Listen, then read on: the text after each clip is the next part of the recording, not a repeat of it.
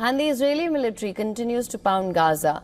Gaza's civil defense agency said at least 50 people have been killed in the IDF strikes on the Palestinian territory since midnight. This after Palestinian rescuers said 120 people were killed in the strikes on blockaded Gaza as the United States and the Arab mediators push for a ceasefire deal. The IDF said its air force struck 130 targets used by militant groups in Gaza over the past 2 days. Footage from the aftermath of a strike on Deir al-Balah showed flattened buildings and piles of concrete rubble. The strike in Jabalia in northern Gaza hit a complex including a mosque and a small medical clinic, killing 13 people.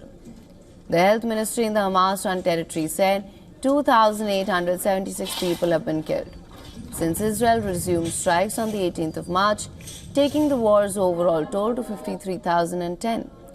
Israel says its aid stoppage and military pressure are meant to force Hamas to free the remaining hostages seized during the October 2023 attack that triggered the war.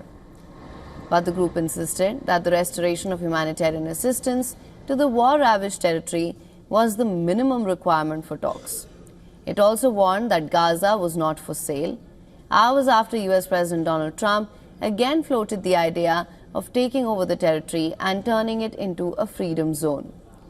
US Secretary of State Marco Rubio acknowledged the criticism of the plan and said Washington was open to an alternative if someone had a better one.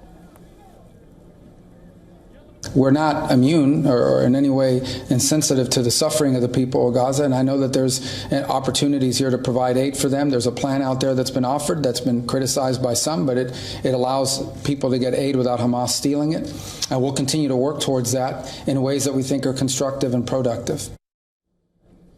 US Secretary of State also said that he spoke with Israeli Prime Minister Benjamin Netanyahu and conveyed that Washington is troubled by the humanitarian situation in Gaza. Furthermore, the Israeli military said it intercepted a missile fired from Yemen following air raid sirens sounded in Jerusalem and Tel Aviv. The attack was claimed by Yemen's Houthi rebels. The Iran-backed group said that they targeted Tel Aviv's international airport with the help of a hypersonic ballistic missile. The missile force of Yemeni armed forces carried out a specific military operation targeting Lod Airport, Israel named Ben Gurion Airport, in the occupied area of Jaffa, using a hypersonic ballistic missile. The missile has successfully achieved its objective, causing millions of occupying Zionists to flee to shelters and halting airport operations for nearly an hour.